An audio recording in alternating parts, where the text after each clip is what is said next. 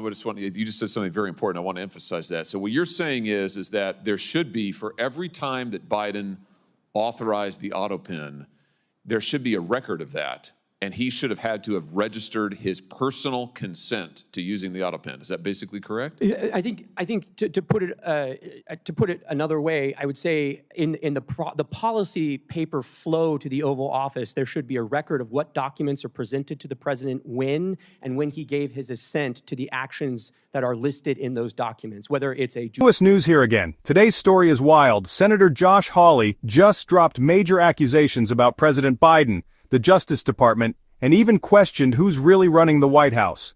You're going to want to hear every word of this. Before we dive in, hit that subscribe button and turn on the bell. You don't want to miss what's coming next. Thanks to all the witnesses for being here. You know, the visual, sometimes it really is true. A picture speaks louder than words. It's worth 1,000 words. And here, all you have to do is look over at this side of the dais to see that the stone wall continues. I mean, from the party that lied to this nation for 4 years.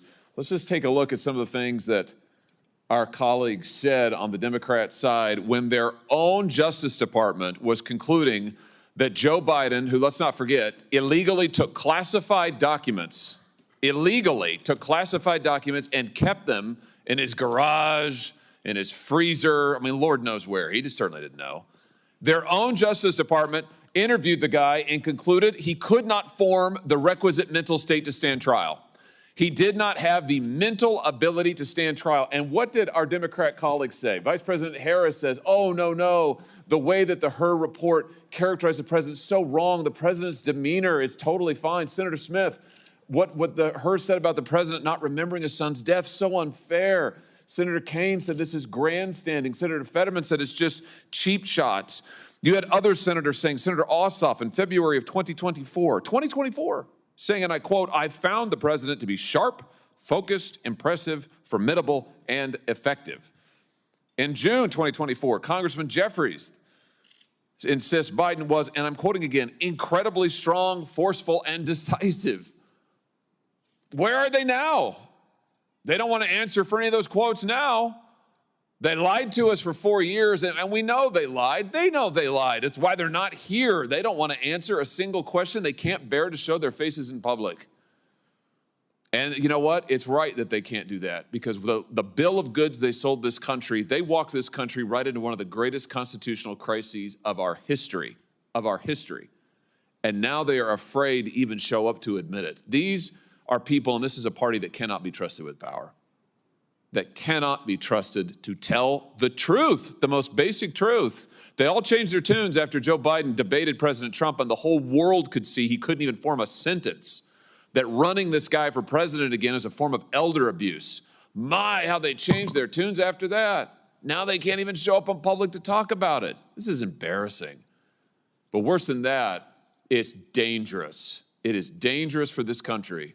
Mr. Wold, I want to pick up on something you just said a second ago about the OLC and their opinion as to when an autopen can be used. Just be clear about this. Autopen means not signed by the person. Autopen is basically push of a button and it gets signed. OLC says only when the president specifically directs it and it is under his direct authority. Do I basically have that right? That's correct, Senator. So based on the facts we know, did that happen in this case with all of the pardons and clemencies and other giveaways that Joe Biden signed?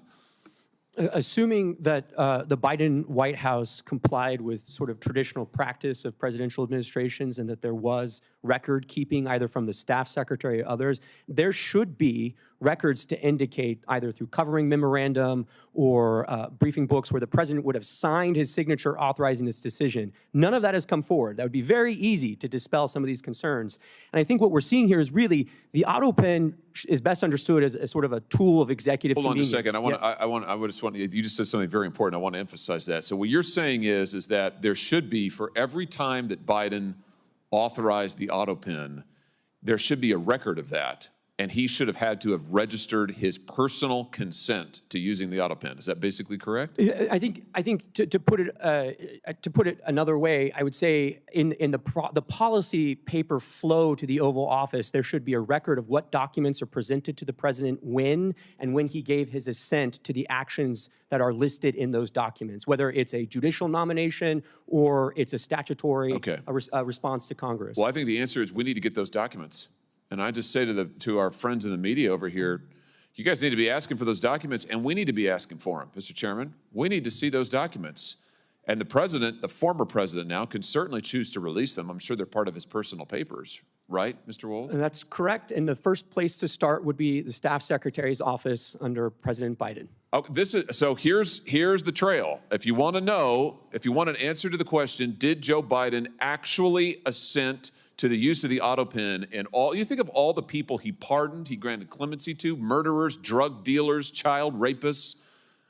Let's find out, did he actually authorize it? There should be a record of it, is what we've learned today. Thank you for that testimony, Mr. Wold. There should be a record of it. So this is a binary question. It's not, oh, we don't know, gee, it's hard to say. No, actually, we can find out. So right now, today, I call on President Biden, former President Biden and his staff, release the documents. You have them, you know you have them, release them. If what you did is legal, and if you're really not embarrassed about it, and you think it was totally constitutional, release the paper flow. Show us the documents where the president authorized the use of the pen for every single pardon and clemency and stay application. Let's see it. Let's see all of it. And if you won't do it, we should subpoena those documents, and we should find out the truth of who was really running the White House, because I think we can see it was not Joe Biden. Thank you all for being here today. Mr. Wold, thanks for your testimony.